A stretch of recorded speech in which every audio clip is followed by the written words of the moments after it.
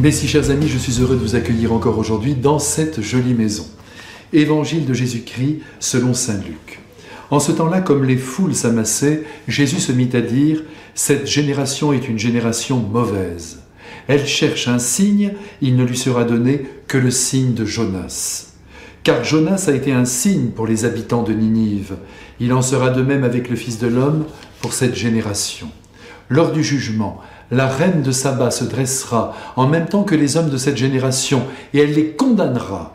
En effet, elle est venue des extrémités de la terre pour écouter la sagesse de Salomon, et il y a ici bien plus que Salomon.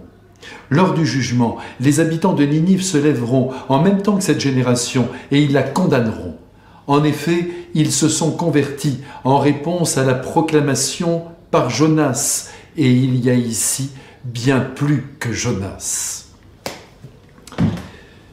Même si le Christ a connu de nombreuses embûches, des oppositions, même s'il a reçu des menaces, il faut aussi reconnaître qu'il a remporté un franc succès auprès des populations et notamment chez les plus déshérités des hommes.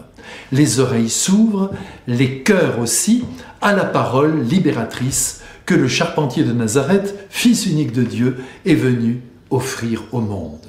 L'homme est fait pour Dieu, et quand il le rencontre, quels qu'aient été les chemins qu'il a empruntés par le passé, il se rend à l'amour qui vient le chercher. Cependant, Jésus se rend compte aussi que les plus croyants des hommes et les autorités religieuses en tête ne le supportent pas, et que leur désir secret est de l'éliminer en raison même du succès qu'il obtient auprès du peuple. Aussi Jésus en est profondément peiné, car depuis 2000 ans, depuis Abraham, son Père prépare le cœur et l'esprit d'Israël à la venue de son Fils. Hélas, les pharisiens et les autres scribes se sont emparés de la sagesse de Dieu. Ils l'ont tournée à leur sauce. Ils ont fermé la porte du paradis à ceux qui ne marchaient pas au pas derrière eux. Et cela, Jésus ne le supporte pas. Il n'accepte pas que l'on contourne la loi d'amour de son Père. Il ne supporte pas le juridisme excessif, l'oppression légale. Il ne supporte pas que les appels à la conversion à l'amour, ne soient pas entendus et reçus par les rabbis qui passent leur temps à déblatérer contre lui avec la volonté d'éloigner le peuple de sa personne. Dès lors, de temps en temps, entre deux miracles et deux enseignements, Jésus dit sa peine, mais aussi sa colère. L'étroitesse de vue, la dureté de cœur des pharisiens le mettent hors de lui. Quand on pense que ces derniers demandent encore un signe de la part du Christ, alors qu'il a déjà guéri des dizaines de personnes de façon spectaculaire, mais c'en est désolant. Nous ne sommes pas au cirque, le Christ ne fait pas son numéro et il n'a rien à prouver. Il entend simplement faire reculer le malheur dans des vies humaines. Aussi ce matin, à tous les bornés de la terre, incapables de lui accorder leur confiance, il répond qu'ils n'acceptent pas leur défi.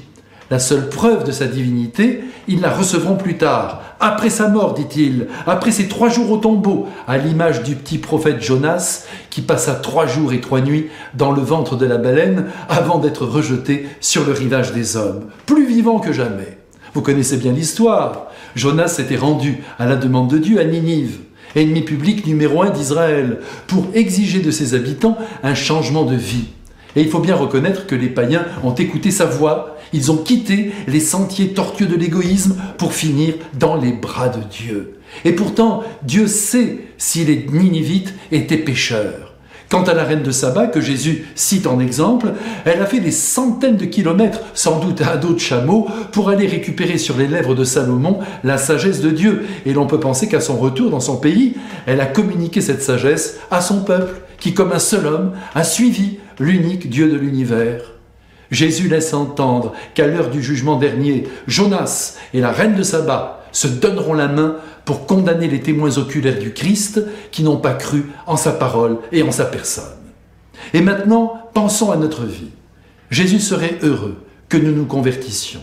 Attention, il ne s'agit pas pour nous de mener une demi-vie, loin des vraies joies de la terre, en mangeant des patates bouillies 2 fois par jour et en nous promenant au milieu des hommes sans esquisser un seul sourire. Non, Jésus veut que nous nous convertissions à l'Évangile.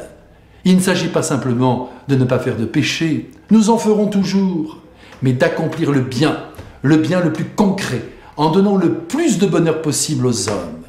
Choisissons donc l'amour comme idéal de vie, et la bénédiction de Dieu descendra sur nous, au nom du Père et du Fils et du Saint-Esprit. Elle vient d'ailleurs de descendre. Bon carême!